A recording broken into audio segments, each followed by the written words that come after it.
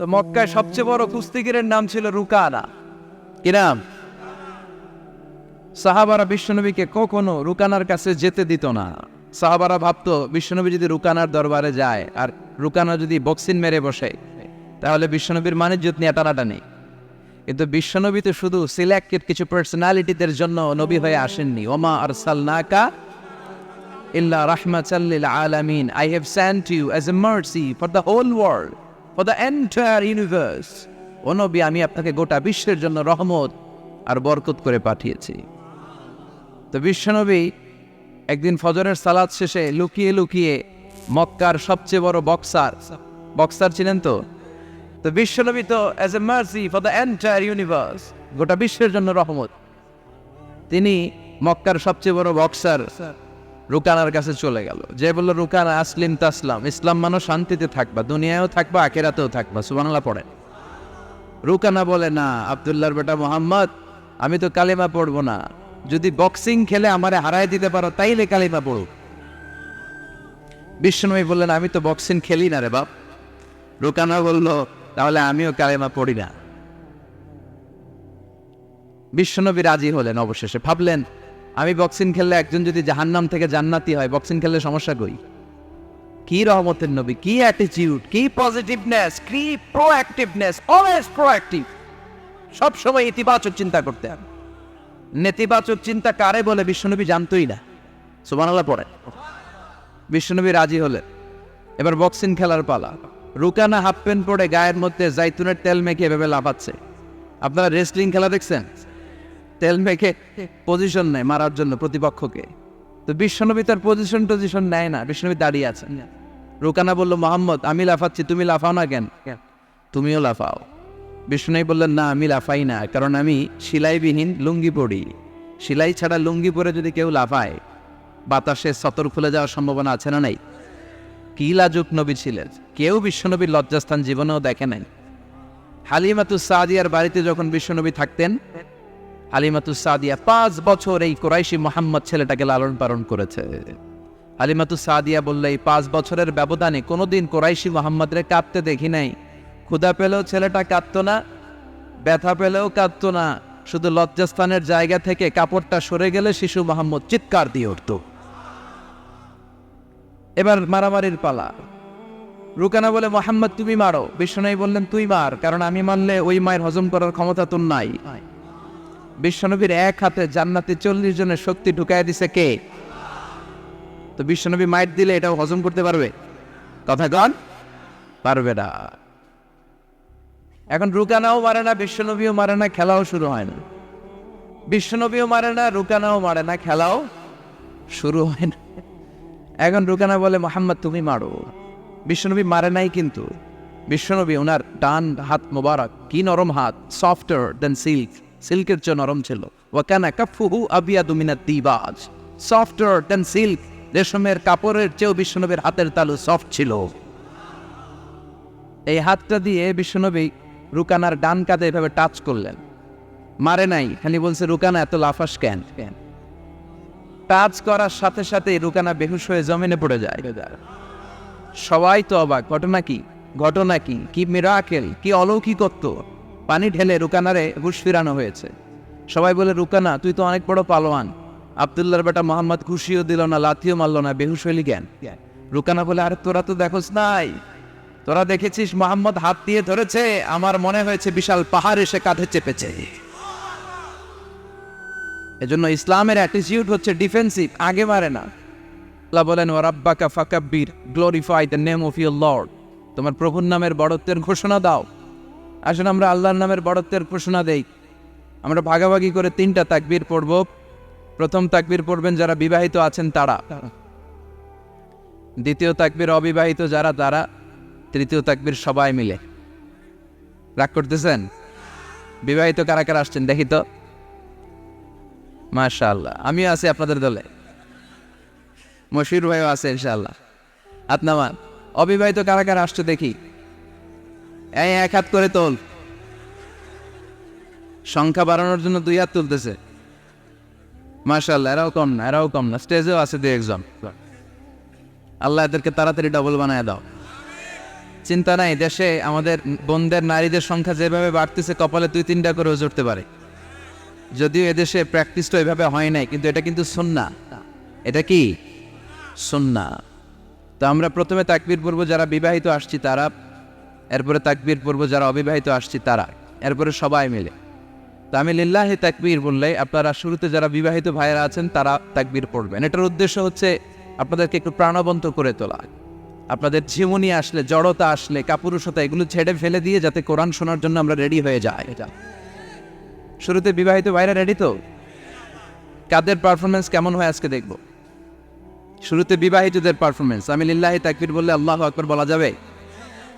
শুরুতে আমার বিবাহিত ভাইরা পড়েন লিল্লাহি তাকবীর। মাশাআল্লাহ, মাশাআল্লাহ, তাবারাকাল্লাহ। এবার অবিবাহিতদের পালা। সিঙ্গেল যারা তোমরা রেডি? ওরা কাশি দিয়ে গলা ঠিক করে নিতেছে। অবিবাহিতরা রেডি তো? বিবাহিতদের হারায় দেওয়া যাবে? এবার তোমরা তাকবীর দাও, লিল্লাহি তাকবীর। ওরে আল্লাহ, দেখাই দিছে একেবারে। মাশাআল্লাহ, তাবারাকাল্লাহ। এবার সবাই মিলে 3টা তাকবীর পড়বো। পারা যাবে মুসলমান? লিল্লাহি তাকবীর, লিল্লাহি তাকবীর, লিল্লাহি তাকবীর। আল্লাহ আমাদের তাকবীর গুলো তুমি কবুল করো। তখন তারাও বাধ্য হয়ে পড়ে আল্লাহু আকবার। তাহলে বোঝা গেল আমাদের কোনো ক্ষমতা টমতা কিচ্ছু নাই, আসল ক্ষমতার মালিক একজন। চিল্লায় বলেন তিনি কে? সে আল্লাহ বললেন তাবারাকাল্লাযী বিয়াদিহিল মুলকু ওয়া হুয়া আলা কুল্লি শাইইন কাদির। সমহান সেই সত্তা যার হাতে ক্ষমতা, ক্ষমতা কার হাতে? সব ক্ষমতার মালিক আল্লাহ। তবে আমাদেরকেও আল্লাহ কিছু ক্ষমতা দিয়েছে, এটা লিমিটেড। এটা কি? যেমন এই যে মাননীয় প্রধানমন্ত্রী ওনার দল নিয়ে বাংলাদেশ আওয়ামী লীগ নিয়ে যে ক্ষমতায় আসেন, কয় বছরের মেয়াদে? কোন কোন দেশে ক্ষমতায় আসে 10 বছরের মেয়াদে, আছে না নাই? আল্লাহ আসছে কয় বছরের মেয়াদে? 30 বছর, 40 বছর। আল্লাহর ক্ষমতার মেয়াদ 100 বছর। এরপরে রিনিউ করা লাগবে। এটা কথা বলেন। আল্লাহ বলেন হুয়াল আউয়ালু ওয়াল আখিরু ওয়াল যাহিরু ওয়াল বাতিন ওয়া হুয়া বিকুল্লি শাইইন আলিম। আমি প্রথম, আমি শেষ, আমি প্রকাশ্য, আমি গোপন। ঠিক কিনা? প্রথমে আল্লাহ আল্লাহ, শেষেও আল্লাহ আল্লাহ, আকাশে আল্লাহ আল্লাহ, জমিনে আল্লাহ আল্লাহ। সবাই পড়েন, প্রথমে আল্লাহ আল্লাহ, শেষেও আল্লাহ আল্লাহ, আকাশে আল্লাহ আল্লাহ, জমিনে আল্লাহ আল্লাহ। নিখিল জাহান গায়ে গুণগান তার নামে গায়, আমরাও গাহি তাআলা হামদে বারি তাআলা, হামদে বারি তাআলা, হামদে বারি তাআলা। সুবহানাল্লাহ পড়েন। আল্লাহ বলে আমার ক্ষমতা তোদের মতো 5 বছরের মেয়াদে না, 10 বছরের মেয়াদে না, 20 বছর 30 বছরের মেয়াদে না। আমি চিরকালের জন্য ক্ষমতার চেয়ারে বসা। চিরকালীন মেয়াদ, সৃষ্টির সূচনার আগ থেকে তিনি আছেন, অনাদিকাল পর্যন্ত তিনি থাকবেন। তার ক্ষমতার মেয়াদ আনলিমিটেড মেয়াদ। চিৎকার করে বলেন ঠিক কিনা? আবার পৃথিবীর অনেক দেশে দেখবেন ডেমোক্রেটিক সিস্টেমে, আমাদের দেশেও তো গণতান্ত্রিক সিস্টেমে ভোটাভুটির মধ্য দিয়ে ক্ষমতায় আসে না। যাদেরকে ভোট দেওয়া হয় বেশি তারা ক্ষমতায় চলে যায়। আল্লাহ তো ভোটে আসছে ক্ষমতায়। কথা কন তো কেমনে আসছে? কারচুপি করে। কথা বলেন। আল্লাহ ভোটে আসা লাগে নাই, কেউ তাকে ভোট দেওয়া লাগে। আবার অনেক দেশে আছে মোনার্কি সিস্টেম, রাজতন্ত্র, রাজার পোলা রাজা। আল্লাহর বাপ ছিল রাজা, এই জন্য আল্লাহ রাজা। কথা বলেন না, আল্লাহ রাজতন্ত্রের সিস্টেমও আসে নাই।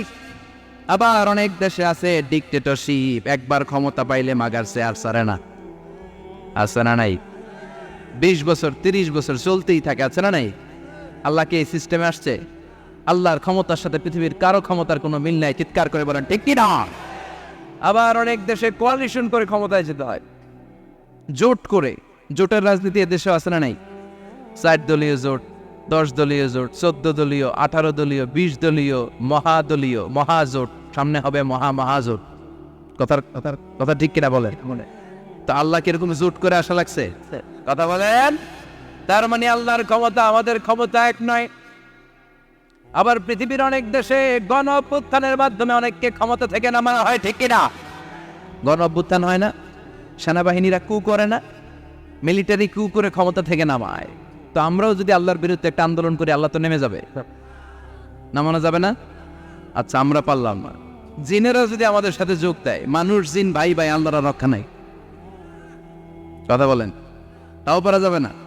ফেরেশতারাও যদি কয় আমরাও মানি না, তাইলে তো শেষ আল্লাহর গদি।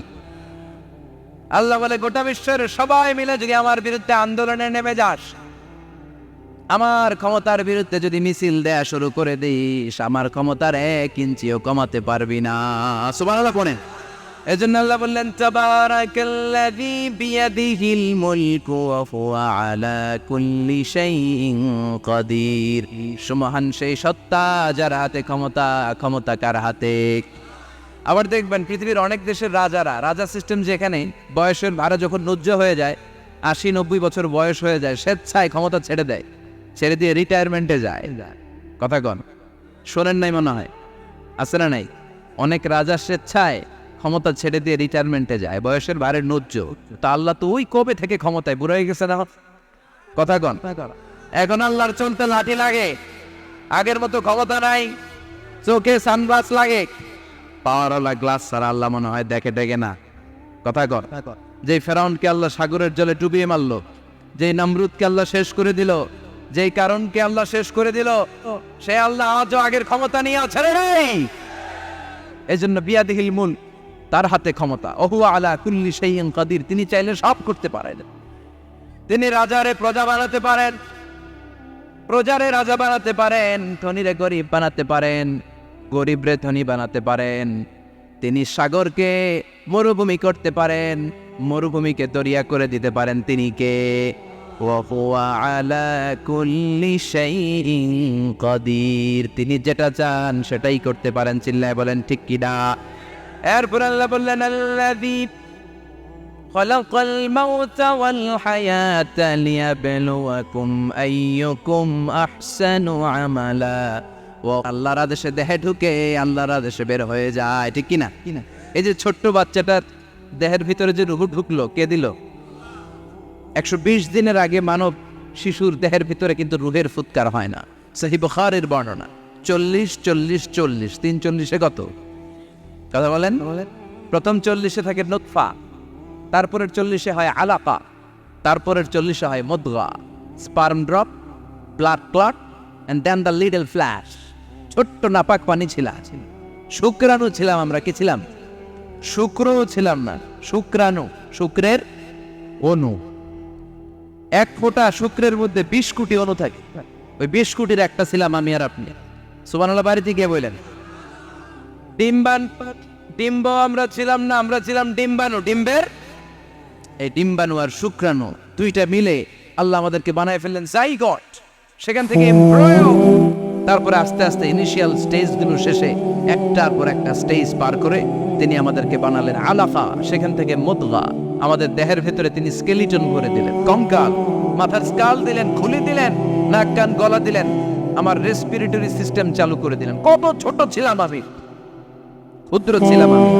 ফালইয়ানজুরিল ইনসানু মিম্মা খুলিকা মিম্মাইন দাফিক। মানুষের উচিত তার সৃষ্টি প্রক্রিয়ার দিকে নজর করে তাকানো। বাবার পিঠ থেকে সবেগে নির্গত হওয়া পানি দিয়ে মায়ের পেটে তোমারে ঢুকায় দিল কে? নাপাক পানি থেকে ছোট্ট ব্যাঙ্গাচির মতো ছিলাম, জোকের মতো মায়ের জরায়ুর দেয়ালে লেগেছিলাম। সেখান থেকে বড় করতে করতে আমার রেসপিরেটরি সিস্টেম, আমার এয়ারিং সিস্টেম, আমার সব সিস্টেমগুলো তিনি আমার দেহের ভিতরে সেট করে দিল। চিল্লায় কোন সুবহানাল্লাহ। 120 দিনের সার্টেন পিরিয়ড শেষে তিনি দেহের ভিতরে রূহের ফুৎকার দিলেন। দেয়া মাত্রই আমার রুহুতে ধপ ধপ ধপ শুরু হয়ে গেছে। ওই যে ধপ ধপ শুরু হয়েছে, আজও থামে নাই। এই ধপ ধপ থামলে বাঁচবেন, দম ফুরাইলে আমরা ঠুস হয়ে যাবো, ঠিক কিনা? আরে মানুষ রঙিন ফানুষ, দম ফুরাইলে তবু তো ভাই কারোরই নাই একটুখানি। আরে মানুষ রঙিন ফানুষ, রঙিন ফানুষ, আইরে মানুষ। সুবহানাল্লাহ বলেন। সে আল্লাহ বললেন, গোলাম, জীবন আর মরণের মাঝখানে আমি তৈরি করেছি রুহু। পৃথিবীর বিজ্ঞানীরা সব বানাতে পারে, কম্পিউটার বানাতে পারে, প্লেন বানাতে পারে, হেলিকপ্টার বানাতে পারে, রকেট বানাতে পারে, কিন্তু গোটা বিশ্বের সব বিজ্ঞানীরা মিলে কি রুহু বানাতে পারে নাকি? কথা বলেন। গত বছর সোফিয়া নামে একটা রোবট আসছিল না? কথা কন। ওটা মাথা উঁচু করে নিচু করে কথা বলতে চায়, মানুষের মতো হতে চায়। আসলে কি মানুষ? ওটার মধ্যে কি রুহু আছে? রুহু বানাইতে পারবে কেউ? এই রুহু নিয়ে যে কত গবেষণা, মুমূর্ষ রোগীদের উপর গবেষণা চালিয়েছে অনেক। বুলেট প্রুফ গ্লাসের ভিতরে মুমূর্ষ রোগীকে রেখে রেখে তারা চেক করতে চেয়েছে আমেরিকান বিজ্ঞানীরা যে রুহু কোন দিক দিয়ে বের হয়। তারা ওজন করে দেখে মানুষ মরে গেলে কোন লাশের ওজন বেড়ে যায়, কোন লাশের ওজন কমে যায়। যেটাতে কমে গেছে 2 কেজি কমে যায়, তার অবাক। কিরা আগে ছিল 80 কেজি, এখন 78 কেজি, তার মানে 2 কেজি না, এটাই রুহু। এটাই কি? এটা হচ্ছে গবেষণার ধাপ। অনেকগুলো মডিউল তারা আনে, অনেক মুমূর্ষ রোগীকে গ্লাস ফিটিং করা, ইন্টেন্সিভ কেয়ারে রেখে তারা অবজার্ভ করে, আর অক্সিজেন মাস্ক খুলে দিয়ে তারা দেখে যে লোকটা ছটফট করে কিভাবে মরে। মরার আগে ওজন মাপ ছিল 80 কেজি, মরে গেছে পরে আবার ওজন দিয়ে দেখে 78 কেজি। কমছে কয় কেজি? বিজ্ঞানে কয় পাইছে। সবাই কয় কি পাইছে? কয় রুহু। কই পাইলেন? আগে 80, এখন 78, 2 কেজি। রুহুর ওজন কয় কেজি? তো বিজ্ঞানীদের সিস্টেম হচ্ছে যে কোনো একটা বিষয়ের উপর গবেষণা চালালে তারা পূর্ণাঙ্গ ডিসিশনে পৌঁছতে পারে না। They couldn't jump to the final conclusion just on one module, based on one module. They cannot do it. তাদের অনেকগুলো মডিউল আনতে হয়। তারা আবার নমুনা আনলো আরেকটা, মুমূর্ষ রোগী, অক্সিজেন চেম্বার লাগানো, মাস্ক লাগানো, এটা খুলে ফেললে মরে যাবে। বুলেট প্রুফ করা গ্লাসের ভিতরে ঢুকিয়ে এটার ওজন মাপ, এটার ওজন 60 কেজি। এবার মাস্ক খোল, মাস্ক খুলছে ছটফট ছটফট করে, এটা শেষ। এবার মাপ দেখ, এবার মাইপা দেয়া গেছে 63 কেজি। কয় কেজি বাড়ছে? এক একটার এক এক সিস্টেম হইতেছে, কোনোটা কমে, কোনোটা বাড়ে, কোনোটা কিচ্ছু হয় না। সবাই কয় তাইলে আপনি রুহু পাইলেন কই? আগেরটা কম ছিল, মনে করছিলেন 2 কেজি কমছে, ওইটাই রুহু, এখন 3 কেজি বাইরে গেছে, মিলাইবেন কি দিয়া? কথা কন। আল্লাহ ডেকে বলে, গোলাম, কিয়ামত পর্যন্ত একটার পর একটা মুমূর্ষ রোগীকে বুলেট প্রুফ গ্লাসের ভেতরে ঢুকাতে পারবি, গবেষণা করতে পারবি, মাগার রুহু খুঁজে পাবি না। চিল্লায় বলেন ঠিক না? কারণ এই রুহুর মালিক কে? সে আল্লাহ বললেন, আল্লাযী খালাকাল মাউতা ওয়াল হায়াতা লিয়াবলুয়াকুম আইয়ুকুম আহসানু আমালা। জীবন আর মৃত্যু বানালাম তোমাদেরকে পরীক্ষা করার জন্য। পরীক্ষা আছে না নাই? গোটা দুনিয়াটাই পরীক্ষা। আল্লাহ যারে পছন্দ করে বেশি তার পরীক্ষাও। আশাদ্দুন নাসি বালাআন আল আম্বিয়া। এই পৃথিবীতে আল্লাহ সবচেয়ে বেশি বালা মুসিবত দিয়ে পরীক্ষা করেছেন নবীদের। কারণ নবীরা আল্লাহর কাছে কম প্রিয় না বেশি প্রিয়? যেহেতু প্রিয় বেশি, পরীক্ষাও। এজন্য মুমিনের উপর যদি পরীক্ষা আসে, মুমিনের উপর যদি অত্যাচার আসে, মুমিনের উপর যদি ধৈর্যের পরীক্ষা আসে, জেল জরিমানা আসে, মুমিন ওইটারে ভয় পায় না। মুমিন ভয় পায় একজনকে। চিল্লায় বলেন তিনি কে? কারণ আল্লাহর ঘোষণা, ওয়ালা তাহিনু ওয়ালা তাহজানু। ঘোষণাটা কার? ভয় নাই, তোদের চিন্তা নাই। আনতুমুল আ'লাউনা ইন কুনতুম মুমিনিন। তোমরাই বিজয়ী হবা যদি মুমিন হও, যদি মুমিন হও। এজন্য ধৈর্যের পরীক্ষা দিতে হবে, আল্লাহর উপর তাওয়াক্কুল করতে হবে, অত্যাচার আর জুলুম আল্লাহর নামে সহ্য করে যেতে হবে। চিল্লায় বলেন ঠিক কিনা?